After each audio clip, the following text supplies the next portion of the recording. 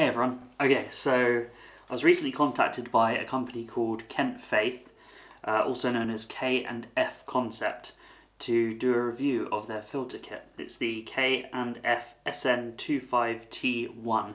Now, full disclosure, this is a completely unpaid review, but I did receive the product for free, so make of that as you will. I don't really use graduated filters because I prefer to just shoot 2 frames and then blend them in post. However, I do use neutral density filters such as a 10 stop, just because you can't replicate what a neutral density filter can do in post. Anyway, it looks really good. Like I wasn't expecting it. So it comes in this sleeve and you get 2 boxes inside it. The first box is the filter holder and the adapter ring, and the second box is the square filter. I don't know what's in this yet. I haven't actually had a look, so I'll look in a bit. The box is really nice. It comes in, it's sort of like magnetized, so snaps open, and inside we have the filter holder.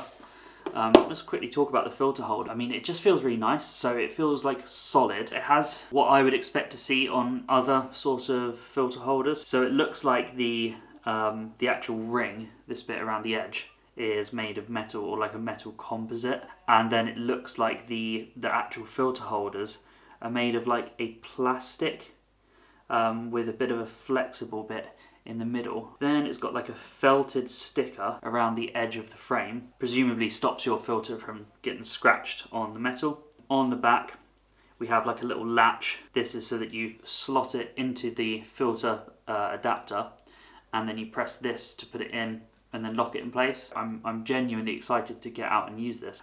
Let's see what else we have in the box.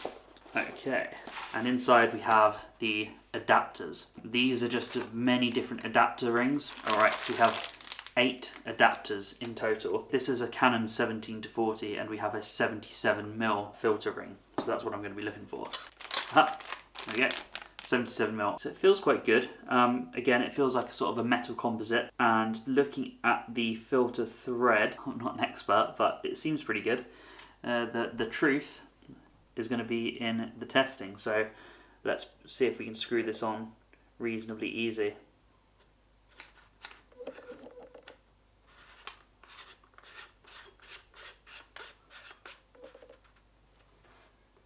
That went on quite smoothly. It didn't feel like it was biting or getting sort of stuck, so that's a good sign. And let's see how the filter holder actually connects to the camera.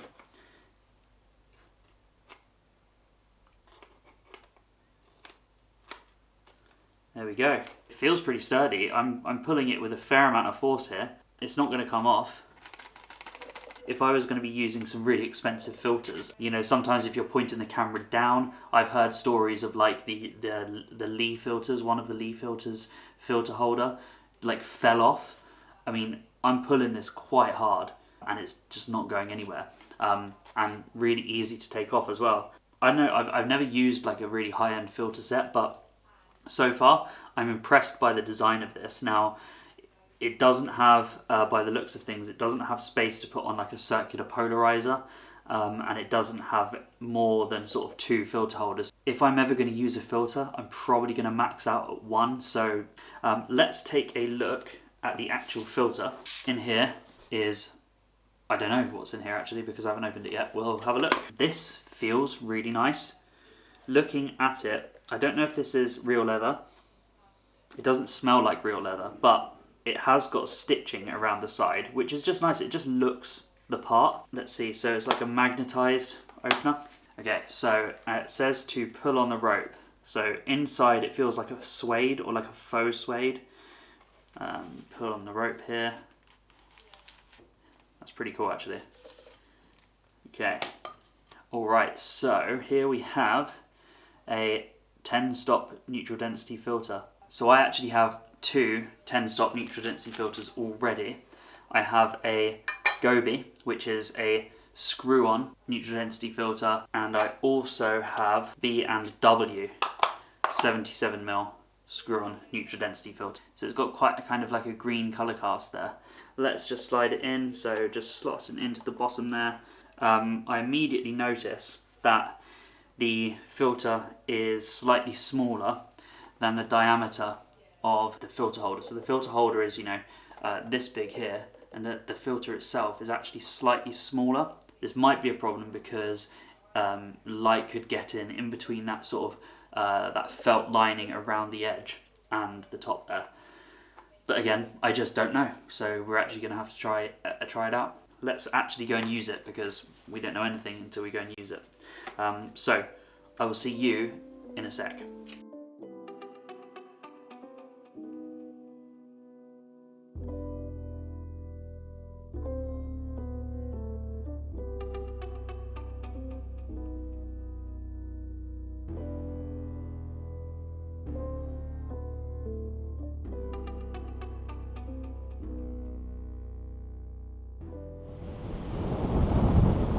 Hey everyone, I've stood precariously on the edge of a cliff at the famous Durdle door. My first shot is just a classic really. It's kind of the boring Durdle door shot that everyone gets.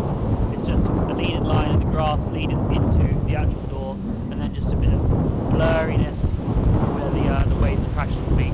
It's really basic, but it's just such an iconic scene that it's always just pleasant to come and get it. So it was my plan to come to Lowepro Cove and then walk up to Moop Beach and take some shots of Moop Rocks with sunset, but the path is closed due to landslide and I don't think there's another way to get there. So my plans have been scuppered. So we're just going to take a walk up to the top of Lowepro Cove and maybe get some shots up there. Bit of a disappointment, to be honest.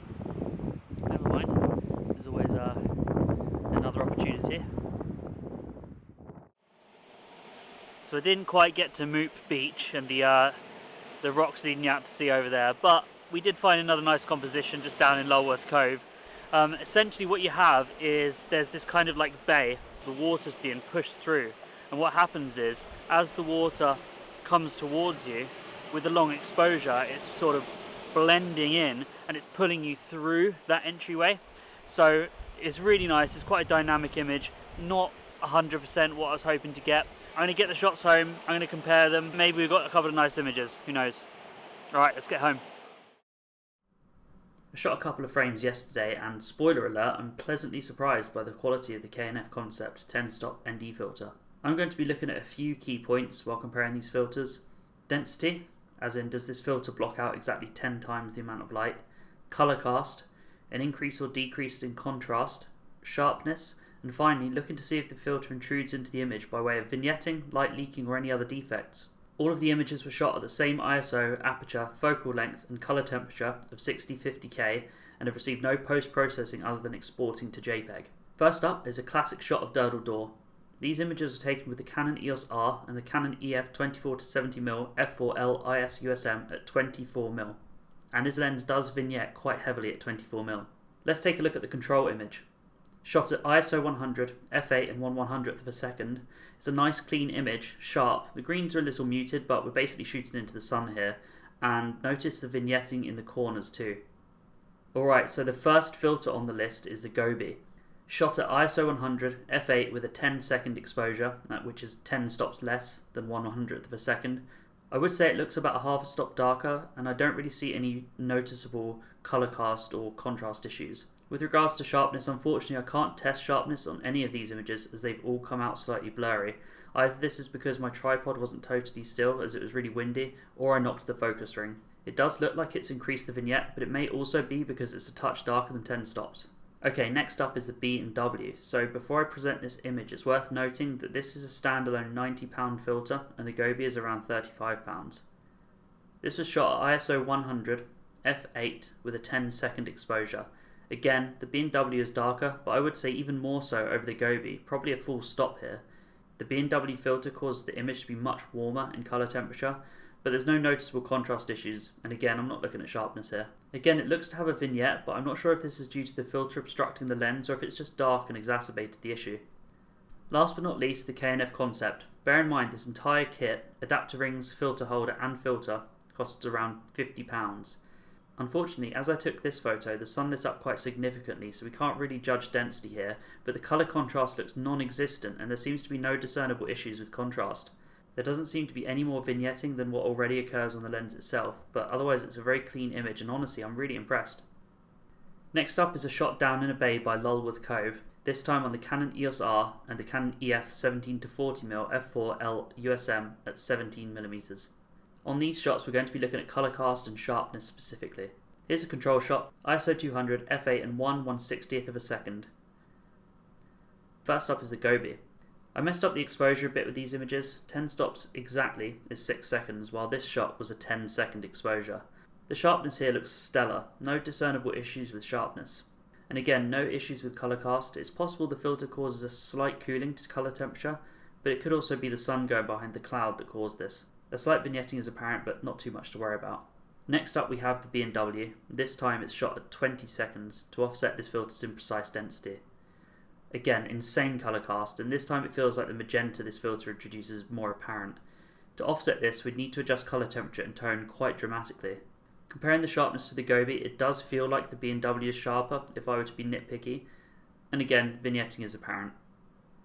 Finally, it's the K&F, shot at 20 seconds again as the sun was going down quite quickly. Sharpness looks to be roughly the same as the Gobe, maybe slightly sharper, but it's almost imperceptible. Not much colour cast. Similarly to the Gobe, it feels slightly cooler, but it may just be due to the sun going down. And again, no vignetting apparent, and even more important is this, because this is a 17mm wide angle lens, sometimes a filter holder can intrude into the frame and cause this lens to be unusable at its widest, and this is absolutely not the case here. You cannot see any issues with the filter intruding into the frame.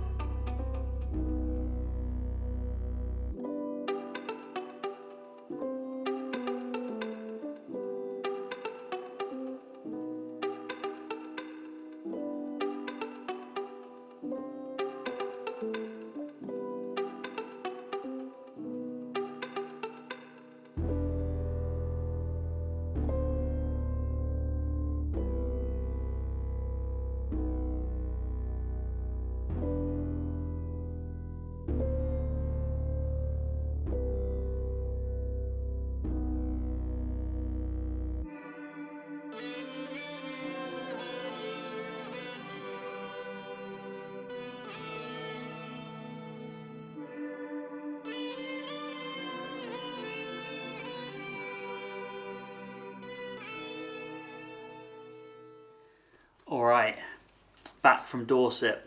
Having spent a bit of time in the field with this filter set, I can say with complete sincerity that I'm really genuinely impressed with it. It's legitimately a great value bit of kit. So I think it's important to think about this set within sort of two contexts. Firstly, in a vacuum, and secondly, within its price range. In a vacuum, you know, if you could pick any single filter set, any filter holder to get, would I recommend this one? Probably not. The main reason being, it just doesn't have the same modularity that other filter holders have. So, you know, it's very basic, and it connects to your camera. You can fit two filters and you can move it around. That's kind of it. If you think about other filter holders with the ability to add like a circular polarizer, to be able to move it and lock it in place, to have one filter like this and the other filter like that, it just doesn't have the same modularity. But in the context of within its price range, would I recommend this? Without a shadow of a doubt, yes. So let's get one thing straight here. For £50, you get 8 adapter rings, you get your filter holder, and you get a 100mm by 100mm 10 stop neutral density filter and a snazzy little case for it to go in. That's ridiculously good value. So let's compare that to the famous Lee filter holder set. It's £41 for a 67mm adapter ring designed for wide angle lenses.